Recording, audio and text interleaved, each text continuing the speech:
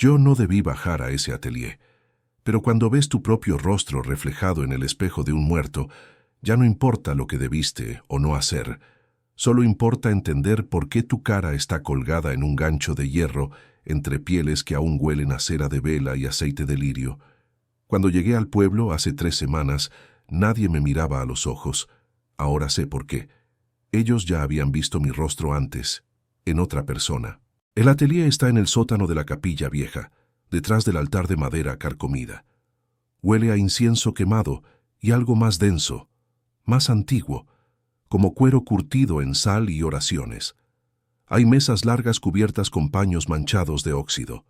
Sobre ellas, herramientas que parecen instrumentos de cirugía, bisturíes curvos, agujas largas, pinzas de hueso, y un espejo ovalado, tan viejo que la plata del reverso se desprendió en placas.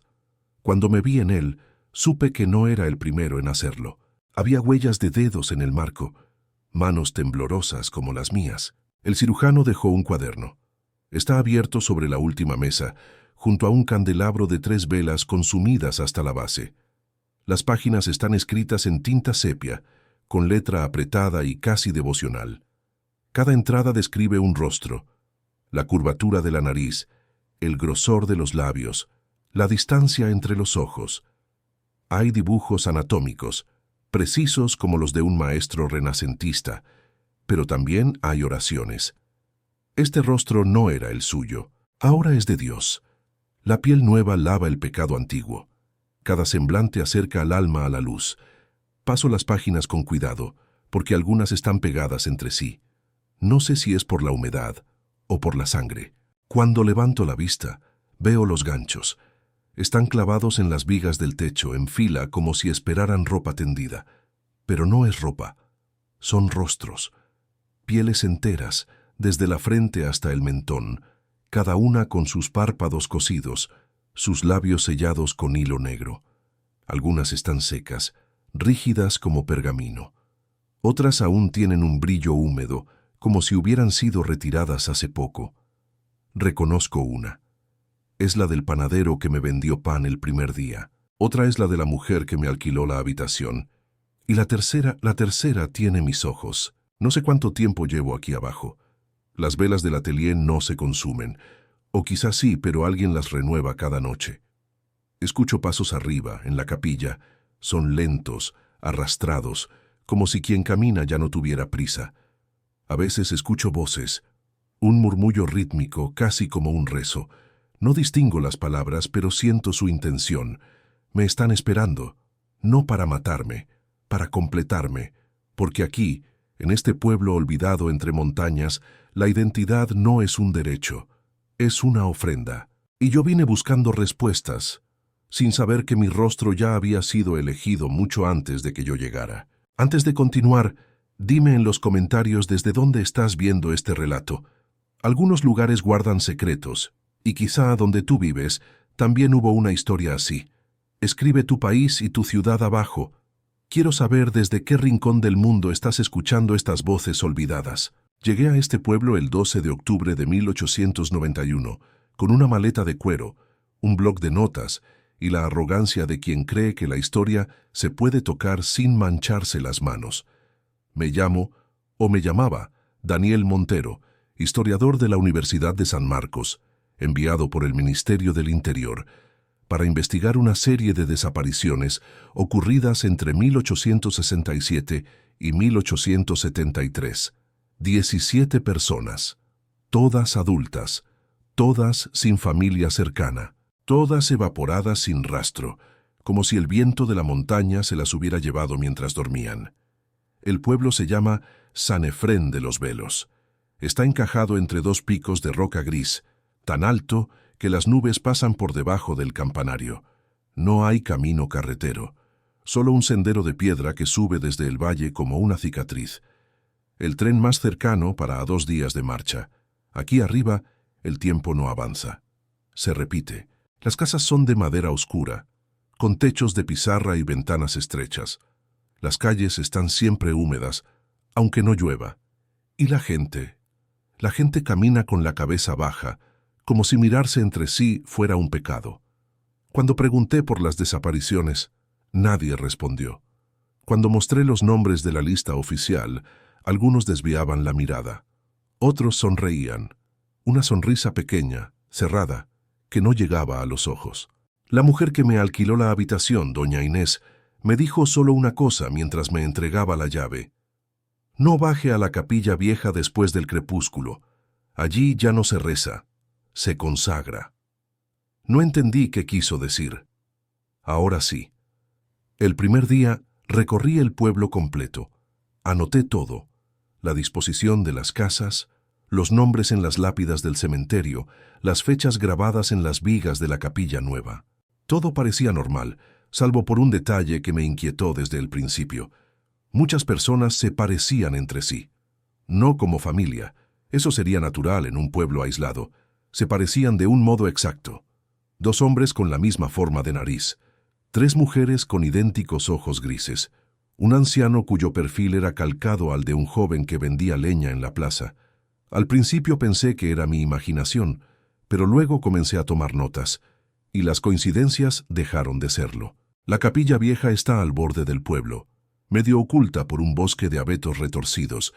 Es pequeña, de piedra, con un campanario sin campana. La puerta principal está sellada con tablones clavados en cruz, pero la puerta lateral, la que da al cementerio, estaba entreabierta. Entré al atardecer del tercer día, cuando la niebla ya empezaba a subir desde el valle. Adentro olía a madera podrida y cera fría. Los bancos estaban cubiertos de polvo, el altar desnudo. Pero detrás del altar, oculta por un paño negro, había una trampilla de hierro. Estaba cerrada con un candado oxidado.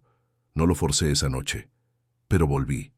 Y cuando finalmente bajé, comprendí que las desapariciones nunca fueron desapariciones. Fueron entregas. Aquí, en San Efrén de los Velos, la fe no se profesa con palabras, se profesa con carne. Y el culto más antiguo del pueblo, el que nunca fue registrado, el que nunca tuvo nombre oficial, no adoraba a Dios ni a los santos. Adoraba la transformación, la posibilidad de ser otro, de dejar atrás el rostro que te condenaba al pecado y recibir uno nuevo, limpio, perfecto. Y para eso necesitaban un cirujano y pieles, muchas pieles. Suscríbete para seguir escuchando estas voces de los que creyeron demasiado. Los primeros días en San Efrén transcurrieron en un silencio espeso, como si el pueblo entero estuviera conteniendo la respiración. Yo caminaba por las calles con mi bloc de notas, saludaba con cortesía, preguntaba por las familias desaparecidas, por los registros parroquiales, por cualquier detalle que pudiera arrojar luz sobre los 17 nombres de mi lista. Pero cada pregunta era recibida con la misma respuesta: una mirada vacía, un gesto de ignorancia o, peor aún, una sonrisa que no significaba nada. Me alojaba en la casa de doña Inés, una mujer de unos 60 años, encorvada y de manos nudosas. Su rostro era alargado, con pómulos marcados y ojos hundidos que parecían no parpadear nunca. Me preparaba el desayuno todas las mañanas: pan negro, queso de cabra y té de hierbas amargas. Nunca hablaba durante el desayuno, solo me observaba mientras comía, con una fijeza que me hacía tragar más rápido de lo necesario. Una mañana, mientras untaba mantequilla en el pan, le pregunté si conocía a alguna de las personas de mi lista. Ella dejó de moverse. Sus manos quedaron suspendidas sobre la mesa, sosteniendo un paño de cocina. Luego dijo sin mirarme: los que se fueron ya no tienen nombre, solo tienen propósito. No supe qué responder. Ella se retiró a la cocina y no volvió a dirigirme la palabra ese día. El panadero, don Elías, era más comunicativo, o al menos eso creí al principio. Era un hombre robusto, de unos 40 años, con una barba espesa y manos grandes que amasaban el pan con una precisión casi hipnótica. Siempre silbaba mientras trabajaba, una melodía repetitiva de 3 notas que me recordaba a un himno religioso. Le compré pan todos los días durante una semana. Al principio intercambiábamos cortesías: el clima, la cosecha, la dureza del invierno que se acercaba. Pero cuando le mencioné las desapariciones, dejó de silbar. Me miró fijamente, con una intensidad que me hizo retroceder un paso. «Usted vino a buscar algo que no debe ser encontrado», me dijo en voz baja. «Pero ya está aquí, y ya lo vieron». Intenté preguntarle qué quería decir, pero él negó con la cabeza y volvió a su masa, silbando de nuevo esas 3 notas interminables. Fue en la tienda de velas donde noté el primer detalle perturbador. La tienda era pequeña, atendida por una mujer joven llamada Clara. Tenía el cabello oscuro recogido en un moño apretado y un rostro pálido, casi translúcido bajo la luz de las velas que colgaban del techo. Vendía velas de cera de abeja, aceite de lirio, incienso en bloques irregulares. Todo olía a iglesia. Le compré 3 velas largas y un frasquito de aceite, fingiendo que eran para leer por las noches. Mientras envolvía mi compra, observé sus manos. Eran delicadas, pero tenían cicatrices finas en los nudillos, como si se hubiera cortado repetidamente con algo afilado. Y cuando me entregó el paquete, nuestras miradas se cruzaron. Sus ojos eran grises, exactamente del mismo tono que los de doña Inés, la misma forma almendrada, la misma distancia entre las pupilas. Esa noche, en mi habitación, saqué mi bloc de notas y comencé a dibujar los rostros que había visto. No soy artista, pero tengo buen ojo para los detalles. Dibujé a doña Inés, a Clara, al panadero, a un anciano que vendía leña en la plaza, a un niño que jugaba solo frente a la capilla nueva. Y mientras dibujaba, comencé a notar las repeticiones. La nariz del panadero era idéntica a la del anciano. Los labios de Clara coincidían con los de una mujer que había visto acarreando agua del pozo. Los ojos de doña Inés aparecían en 3 personas distintas. No eran parecidos, eran copias. Intenté racionalizar lo que veía. Quizá era la endogamia típica de los pueblos aislados. Quizá mis ojos, cansados por la altitud y la mala luz de las velas, me estaban jugando una mala pasada. Pero algo en mi interior sabía que no era eso. Había algo más profundo, más deliberado. Como si cada rostro en San Efrén fuera una pieza intercambiable de un rompecabezas diseñado por alguien que buscaba la perfección. Una tarde, mientras caminaba por el cementerio, encontré algo que me heló la sangre. Las lápidas eran viejas, muchas sin nombre, erosionadas por el viento y la lluvia, pero había un sector apartado, cerca del muro de piedra que separaba el camposanto del bosque. Allí, bajo un sauce enfermo, había 17 cruces de madera.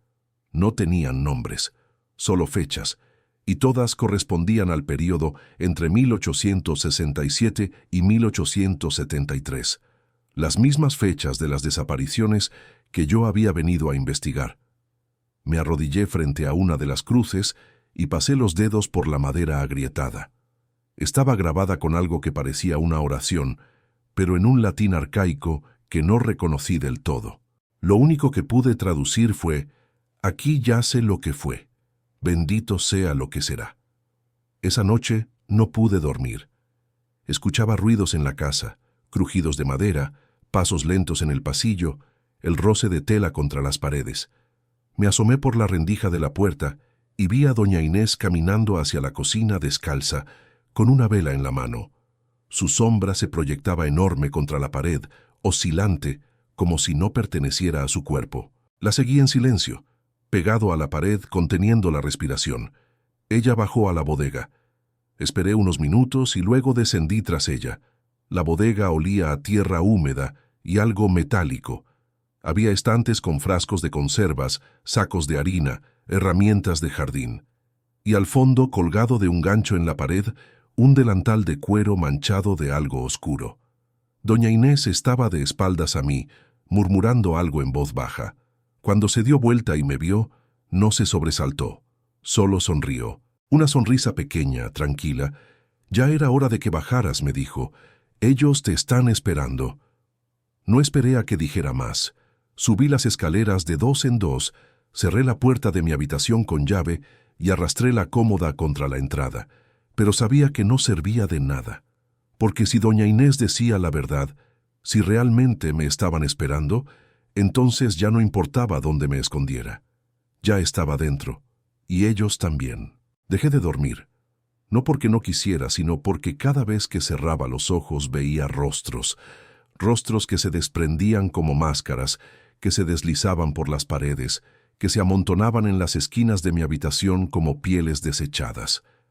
Me despertaba sudando, con el corazón golpeándome las costillas, y la certeza de que alguien había estado parado junto a mi cama, observándome. Pero cuando encendía la vela, no había nadie. Solo el olor, ese olor a cera y a algo más antiguo, más orgánico, como cuero mojado dejado secar al sol. Durante el día, intentaba mantener la cordura investigando. Volví al cementerio, revisé las lápidas una por una, anoté cada nombre legible, cada fecha, cada símbolo tallado en la piedra. Algunos eran cristianos, cruces, palomas, manos en oración, pero otros no lo eran. Había espirales, círculos concéntricos, figuras que parecían rostros estilizados con los ojos cerrados y la boca abierta, como si estuvieran a punto de gritar o de rezar. Intenté copiarlos en mi blog, pero mis manos temblaban tanto que las líneas salían torcidas. Una mañana, mientras dibujaba uno de esos símbolos, escuché una voz detrás de mí. «Ese es el signo de la entrega». Me giré bruscamente. Era un hombre mayor, delgado, con el rostro surcado de arrugas profundas y ojos de un azul desvaído. Vestía ropas oscuras, remendadas en varios lugares, y llevaba un sombrero de ala ancha que ocultaba parte de su rostro. No lo había visto nunca en el pueblo. «¿Qué significa?», pregunté, intentando que mi voz sonara firme. Él se acercó despacio, apoyándose en un bastón de madera retorcida. «Significa que quien yace aquí aceptó dar lo que era para recibir lo que debía ser». Se detuvo frente a la cruz que yo estaba dibujando. Esta era Marta. Tenía 32 años. Su rostro era inadecuado, demasiado triste. Así que lo entregó. Sentí un escalofrío recorrerme la espalda. ¿Entregó su rostro? ¿A quién? El hombre sonrió, pero no era una sonrisa amable. Era la sonrisa de alguien que conoce un secreto terrible y disfruta saberlo. Al cirujano, por supuesto, al que moldea las almas a través de la carne, al que nos enseñó que la identidad es solo una prisión y que podemos liberarnos de ella si tenemos fe. Me alejé un paso. «¿Dónde está ese cirujano?». El hombre negó con la cabeza. «Ya no está, pero su obra continúa, siempre continúa». No esperé a escuchar más. Caminé de regreso al pueblo con paso rápido, casi corriendo, sintiendo la mirada del hombre clavada en mi nuca. Cuando me giré para ver si me seguía, ya no estaba, solo el viento moviendo las ramas del sauce enfermo. Esa tarde decidí entrar a la capilla nueva. Necesitaba un lugar donde pensar, donde sentirme a salvo, aunque fuera por un momento. La capilla estaba vacía. Los bancos de madera rechinaban bajo mis pasos. El altar era simple, un crucifijo de hierro, 2 candelabros apagados, un paño blanco bordado con hilo dorado. Me senté en el primer banco y cerré los ojos, intentando rezar. Pero las palabras no venían, solo imágenes, rostros desprendiéndose, manos suturando piel, ojos que no parpadean. Escuché pasos, abrí los ojos. El sacerdote del pueblo, Padre Tomás, caminaba hacia mí desde la sacristía. Era un hombre de mediana edad, de complexión robusta, con el cabello gris peinado hacia atrás y unas manos grandes de trabajador. Me saludó con un gesto de cabeza y se sentó a mi lado, sin decir nada durante un largo rato. Finalmente, habló. «Usted vino a buscar a los desaparecidos». No era una pregunta. Asentí. «Sí, 17 personas, entre 1867 y 1873. Él suspiró. «Esos años fueron difíciles. El pueblo pasaba hambre, la fe se debilitaba, la gente buscaba respuestas en lugares equivocados». «¿Qué lugares?», pregunté. El padre Tomás me miró con una expresión cansada, casi compasiva. «Hay cosas en este pueblo que son más antiguas que la iglesia, señor Montero. Tradiciones que nunca fueron escritas, pero que se transmiten de boca en boca, de piel en piel. Yo llegué aquí hace solo 10 años. Cuando llegué encontré la capilla vieja sellada. Me dijeron que había sido profanada, que ya no era un lugar sagrado, pero nunca me dijeron qué fue lo que pasó allí. Se puso de pie. Si quiere un consejo, abandone su investigación, regrese al valle, diga que no encontró nada, porque si sigue buscando acabará encontrando algo que no podrá olvidar. Pero yo no podía irme, no todavía, porque esa noche, mientras revisaba mis notas a la luz de una vela, encontré algo que me había pasado desapercibido. En mi lista de desaparecidos había un nombre, Álvaro Montero, sin parentesco conocido, 31 años, desaparecido el 14 de marzo de 1871. Montero, mi apellido. Podía ser una coincidencia. Los Montero no son raros, pero algo en mi interior sabía que no lo era. Y cuando me miré al espejo esa noche, por primera vez sentí que mi rostro no me pertenecía del todo, como si alguien más lo hubiera usado antes, como si yo solo fuera el siguiente. Al día siguiente regresé a la capilla vieja. Esta vez no me detuve en la puerta lateral. Fui directo a la trampilla detrás del altar. El candado seguía ahí, oxidado, resistente. Pero encontré una barra de hierro en el cementerio y la usé como palanca. El candado cedió con un chasquido seco. Levanté la trampilla. Un olor a humedad y a cera fría subió desde la oscuridad. Había escalones de piedra que descendían en espiral. Encendí una vela y comencé a bajar. El atelier me esperaba en silencio, y con él la verdad que yo había venido a buscar, sin saber que esa verdad también me estaba buscando a mí. Los escalones descendían más de lo que esperaba. Conté 37 peldaños antes de llegar al suelo. El aire era denso, casi sólido, impregnado de ese olor a cera y a algo más profundo, algo que me recordaba a los hospitales, a las salas de disección de la universidad, pero mezclado con incienso y aceite rancio. La vela temblaba en mi mano. Las sombras danzaban en las paredes de piedra, proyectando formas que parecían moverse por sí solas. El atelier era más grande de lo que había imaginado. No era solo una cripta o un sótano olvidado. Era un taller meticulosamente organizado. Había 3 mesas largas de madera oscura, dispuestas en paralelo, cada una cubierta con un paño manchado que alguna vez fue blanco. Sobre las mesas, instrumentos, bisturíes de distintos tamaños, algunos con hojas curvas, otros rectos como navajas de afeitar, pinzas dentadas, agujas largas de plata, tijeras de disección con mangos de hueso tallado, frascos de vidrio llenos de líquidos turbios, algunos transparentes, otros ambarinos, uno de un rojo oscuro que no quise identificar, y frascos más pequeños, etiquetados con caligrafía diminuta. Aceite de lirio, tintura de mirra, solución salina consagrada. En una esquina había un brasero de hierro apagado, pero con restos de carbón y ceniza que aún conservaban un tenue olor a quemado. Junto al brasero, un cuenco de cerámica con restos de cera derretida y pétalos secos de alguna flor que no reconocí. Y colgando de las vigas del techo, como ya había visto en mi primera visita, los ganchos. Pero ahora, a la luz más cercana de mi vela, pude verlos con claridad. No eran solo ganchos, eran soportes especialmente diseñados, con forma de horquillas anchas, pensados para sostener algo delicado sin deformarlo. Y de algunos de ellos aún colgaban las pieles. Me acerqué despacio, con la respiración contenida. La primera piel que examiné era delgada, casi translúcida, con los párpados cosidos con hilo negro y los labios sellados del mismo modo. Los orificios de la nariz estaban rellenos con algodón. La piel estaba tensa, estirada como si hubiera sido tratada para preservarla. Toqué el borde con la punta del dedo. Estaba seca, pero flexible, como cuero fino. Y en el reverso, grabado con tinta o tal vez con sangre diluida, había un nombre: Marta 1869, entregada en fe. La segunda piel era más grande, de un hombre. Tenía una cicatriz en la frente, perfectamente conservada. El nombre decía Joaquín 1871, liberado de su carga. La tercera no tenía nombre, solo una fecha, marzo 1871.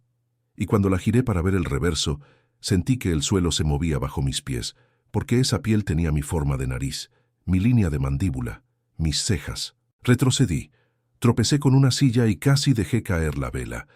El corazón me latía tan fuerte que escuchaba cada pulsación en mis oídos.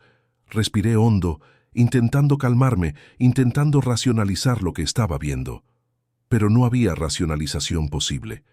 Esa piel era mía, o de alguien idéntico a mí, y la fecha coincidía con la desaparición de Álvaro Montero.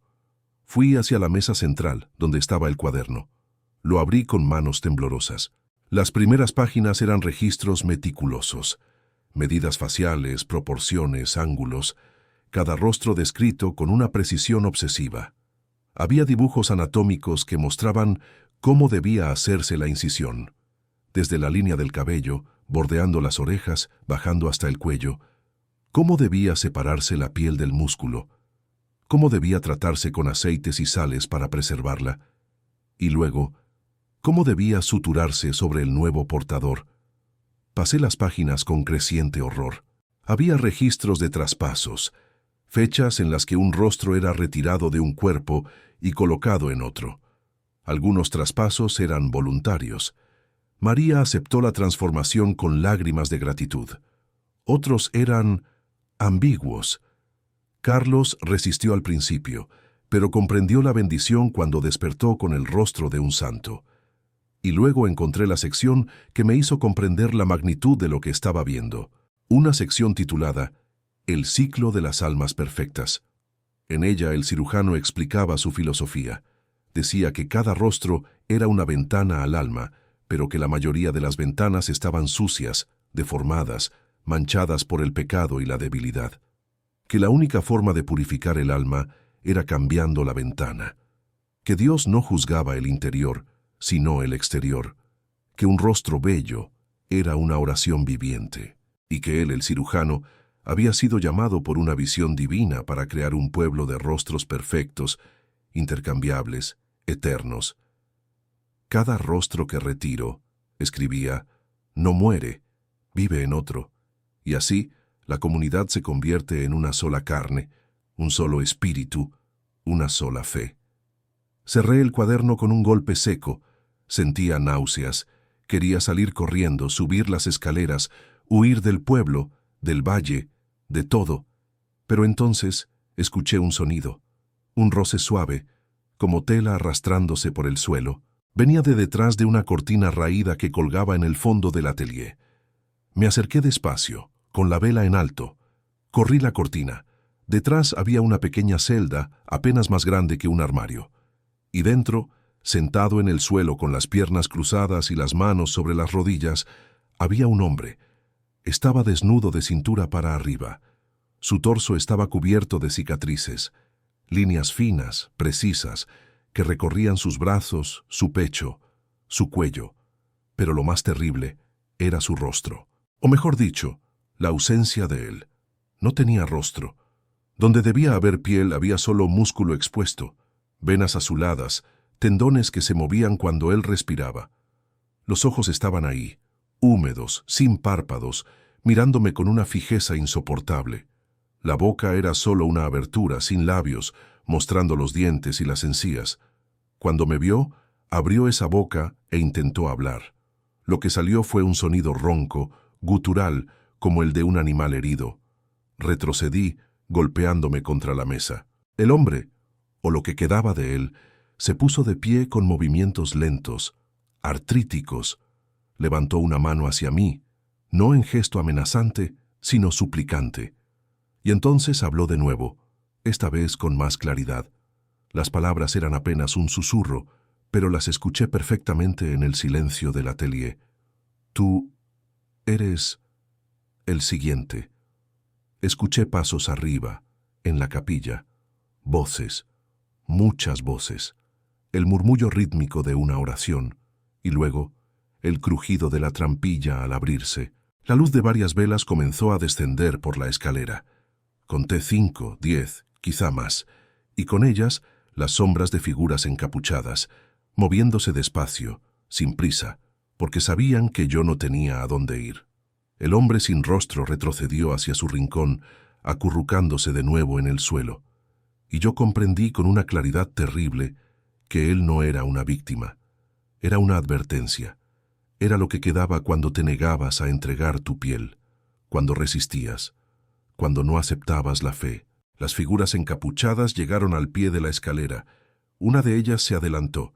Cuando bajó la capucha, reconocí el rostro de doña Inés, pero no eran sus ojos, eran otros, más jóvenes, más brillantes. «Bienvenido, Daniel Montero», dijo con voz suave. «Hace mucho que esperábamos tu rostro, desde 1871.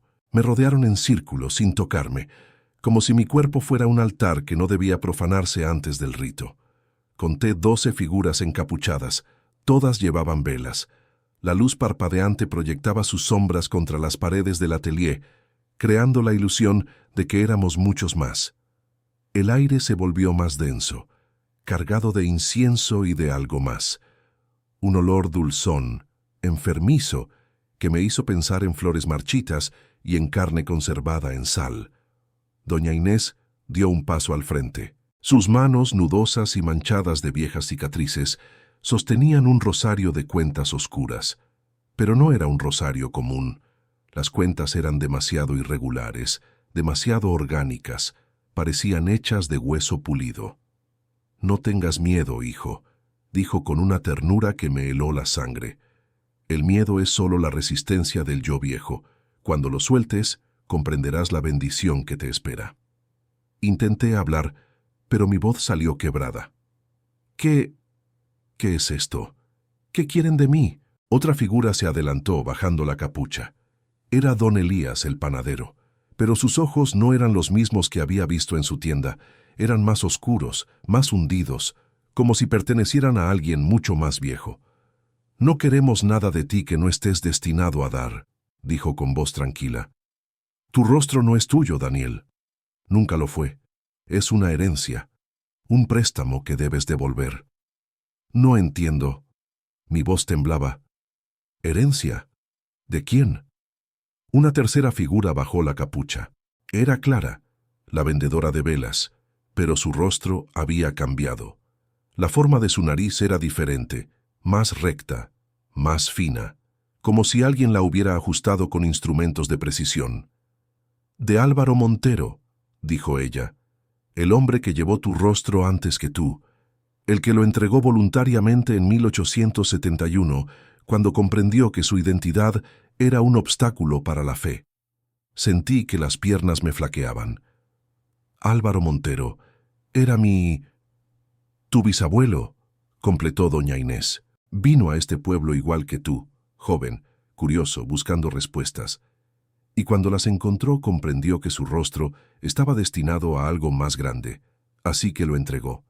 Y desde entonces, ese rostro ha esperado en el atelier, preservado, consagrado, esperando al siguiente Montero, a ti». No podía respirar. El aire era demasiado espeso, demasiado caliente.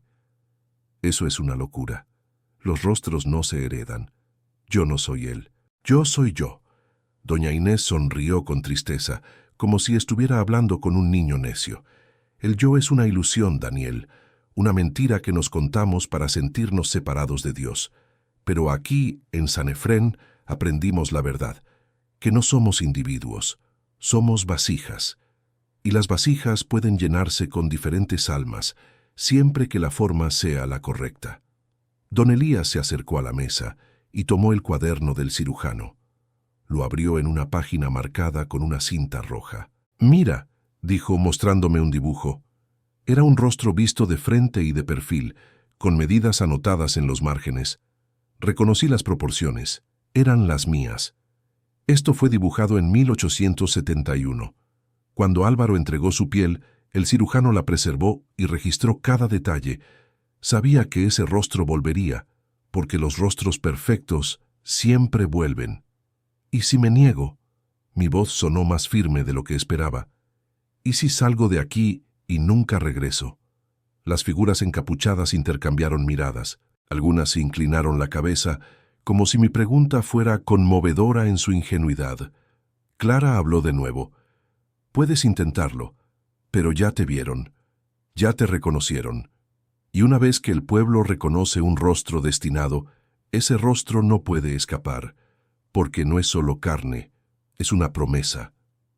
Intenté moverme hacia la escalera, pero dos figuras bloquearon el paso. No me tocaron. Solo se quedaron ahí, inmóviles, con sus velas alzadas. El hombre sin rostro, aún acurrucado en su rincón, emitió un gemido bajo. Doña Inés se volvió hacia él con una expresión de lástima. Ese pobre hombre se resistió. Se negó a entregar su piel cuando fue llamado, así que el cirujano se la quitó de todos modos. Pero sin fe, sin aceptación, la transición no es completa. No puede recibir un rostro nuevo, y no puede morir, solo puede esperar. ¿Esperar qué?, pregunté, aunque parte de mí no quería saber la respuesta. A que alguien acepte llevar su rostro, respondió don Elías, pero nadie lo ha hecho. Su rostro está demasiado manchado por la resistencia, así que vive aquí, en el atelier, recordándonos lo que sucede cuando rechazamos la gracia. Me volví hacia el hombre sin rostro. Él me miraba con esos ojos expuestos, húmedos, desesperados, y comprendí que no era viejo. No podía serlo, porque si había sido despojado de su piel décadas atrás y aún estaba vivo, entonces el culto había encontrado alguna forma de preservarlo, de mantenerlo consciente, de convertirlo en una advertencia eterna. Clara se acercó a mí. En sus manos llevaba algo envuelto en un paño de lino blanco. Lo desenvolvió con cuidado. Era una piel facial. Reconocí la forma. Reconocí la línea de la mandíbula, la curva de la nariz. Era la piel de Álvaro Montero. Mi piel, o la piel que debía ser mía. Estaba increíblemente bien preservada, casi como si estuviera viva. Los párpados cerrados con puntadas negras, los labios sellados del mismo modo. Clara la sostuvo ante mí como si fuera una reliquia sagrada. Esto es lo que eres, Daniel, no el cuerpo que habitas, no el nombre que llevas. Esto. No, dije retrocediendo, no voy a hacer esto. Doña Inés suspiró, no tienes que hacerlo hoy. El rito requiere preparación, ayuno, oración, aceptación. Te daremos tiempo, 3 días. En esos 3 días rezarás con nosotros. Aprenderás las oraciones, comprenderás la teología de la piel, y cuando llegue el 3er día, en el crepúsculo, bajarás aquí voluntariamente, y entregarás lo que siempre estuvo destinado a ser entregado. ¿Y si no bajo? Las figuras encapuchadas no respondieron.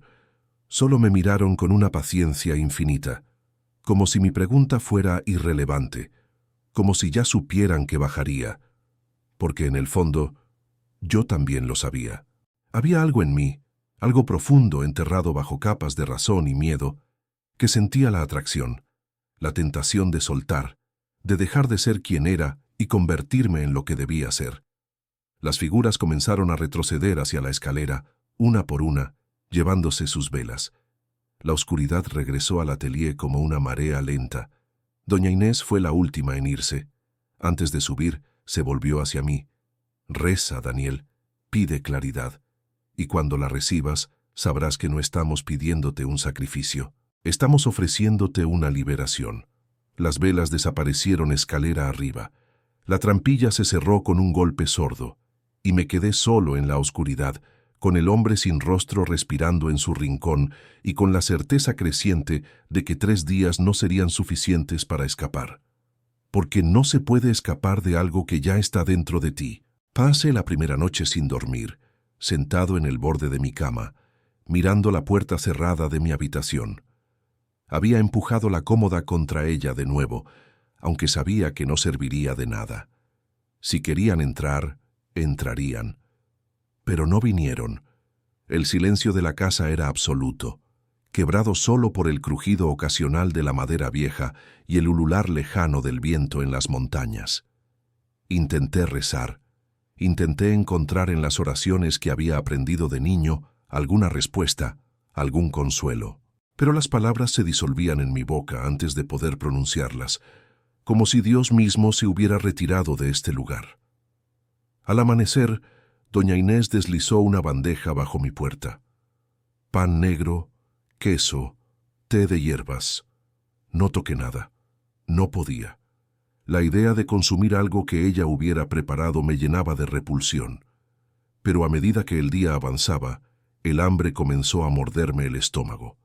Y al atardecer, cedí. Comí el pan lentamente, masticando cada bocado como si fuera veneno. No pasó nada, solo el sabor áspero del centeno y la textura seca que raspaba mi garganta. El segundo día decidí intentar escapar.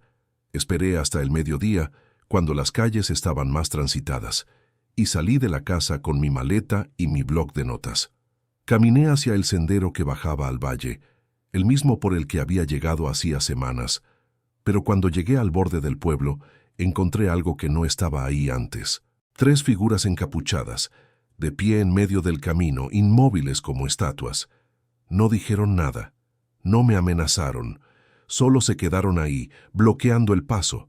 Intenté rodearlas, tomar un atajo por el bosque, pero cada vez que me desviaba, aparecían más figuras entre los árboles, siempre en silencio, siempre esperando. Regresé al pueblo con las piernas temblorosas y el corazón latiendo tan fuerte que sentía cada pulsación en mis sienes. No había salida física. Lo comprendí entonces con una claridad dolorosa. La única salida era hacia adentro, hacia el atelier, hacia la entrega. Esa tarde fui a la capilla nueva. Necesitaba hablar con el padre Tomás, pedirle ayuda, suplicarle que intercediera.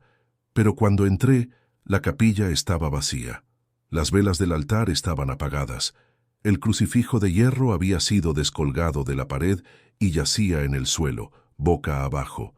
Y sobre el altar, en su lugar, había algo envuelto en lino blanco. Me acerqué despacio. Desenvolvé el paño con manos temblorosas. Dentro había una máscara de cera, moldeada con mi rostro, mis ojos, mi nariz, mi boca. Era perfecta, demasiado perfecta. Como si alguien hubiera tomado un molde de mi cara mientras dormía. Dejé caer la máscara y salí corriendo de la capilla, pero al cruzar la puerta, casi choqué con el padre Tomás. Estaba de pie en el umbral, con las manos cruzadas sobre el pecho y una expresión serena en el rostro. ¿Viste tu reflejo?, preguntó con voz suave.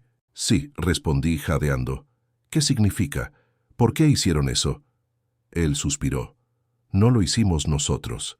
La cera se moldea sola. Es parte del rito. Cuando un rostro está destinado, la fe lo reconoce y lo replica. Es una señal, una confirmación. Usted es sacerdote, dije con desesperación en la voz. Usted debe protegerme.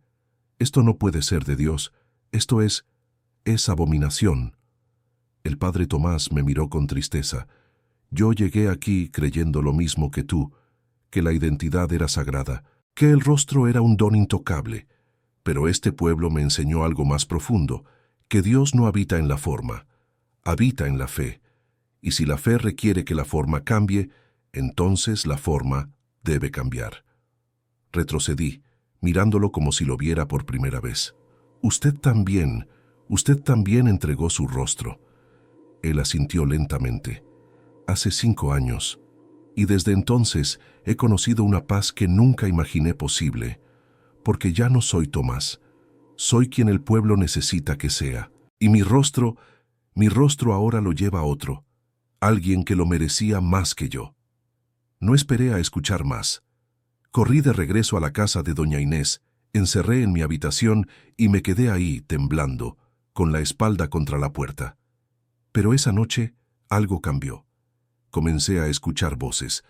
No venían de fuera, venían de dentro, de mi propia mente, susurros suaves, rítmicos, como oraciones. Entrega, libera, transforma. Intenté ahogarlas tapándome los oídos, pero solo se hicieron más fuertes, y con ellas venían imágenes. Veía el atelier, veía las mesas, veía el bisturí deslizándose por mi piel, limpio, preciso, sin dolor, y veía mi rostro desprendiéndose como una máscara, flotando, libre, puro. Me levanté de la cama, sudando, con las manos temblorosas. Fui al espejo de la cómoda y me miré, pero no reconocí lo que vi. Mi rostro estaba ahí, intacto, pero parecía ajeno, como si perteneciera a otra persona, como si yo solo fuera un inquilino temporal. Toqué mi mejilla. La piel estaba fría, Pasé los dedos por la línea de mi mandíbula, por la curva de mi nariz, y sentí, por primera vez, lo que el culto intentaba enseñarme, que todo esto, esta carne, esta forma, era solo una envoltura, y que debajo de ella yo era otra cosa, algo sin nombre, algo esperando nacer. El tercer día amaneció gris, con niebla espesa que cubría el pueblo como un sudario. No salí de mi habitación, no comí, no bebé. Solo me quedé sentado junto a la ventana, mirando cómo la niebla se movía entre las casas, densa y lenta, como si respirara. Y cuando el crepúsculo comenzó a teñir el cielo de violeta, escuché el tañido de una campana. No era la campana de la capilla nueva, era otra, más grave, más antigua. Venía de la capilla vieja.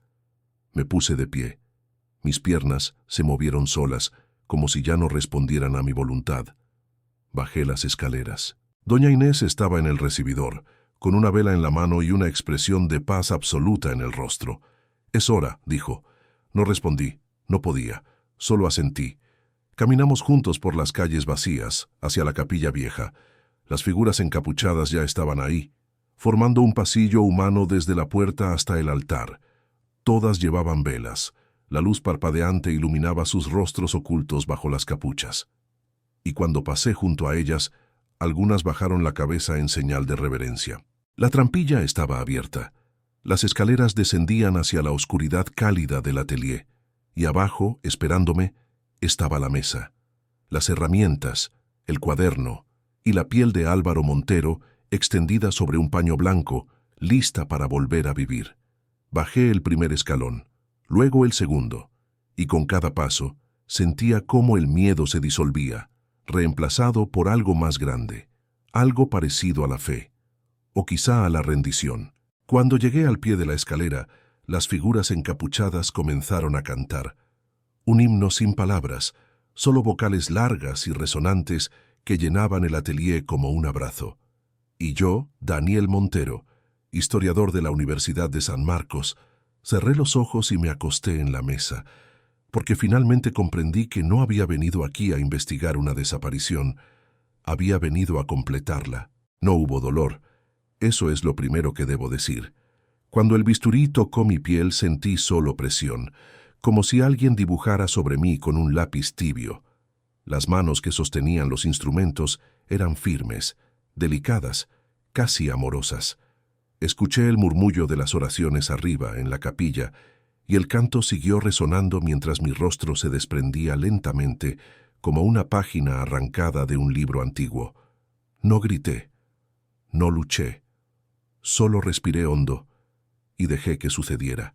Y cuando finalmente sentí el aire frío tocar los músculos expuestos de mi cara, comprendí algo que ninguna palabra puede expresar del todo, que la identidad es un peso, y que sin ella eres más ligero que el humo. Desperté 3 días después. O eso me dijeron. No recuerdo el tiempo intermedio. Solo fragmentos, velas que nunca se apagaban, manos aplicando ungüentos fríos, voces rezando en latín arcaico.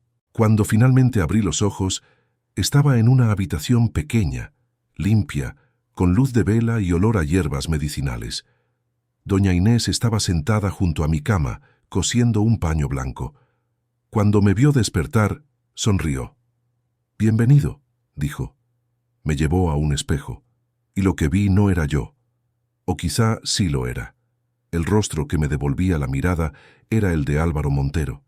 Mis ojos miraban desde sus cuencas. Mi boca se movía bajo sus labios. Levanté una mano y toqué la piel nueva. Estaba tibia, viva, perfectamente suturada. Y me di cuenta de que ya no sentía miedo, ya no sentía duda, solo una calma profunda, oceánica, como si finalmente hubiera llegado a casa. Ahora vivo en San Efrén de los Velos. Trabajo en la panadería. Amaso el pan con las mismas manos que alguna vez escribieron informes para el ministerio.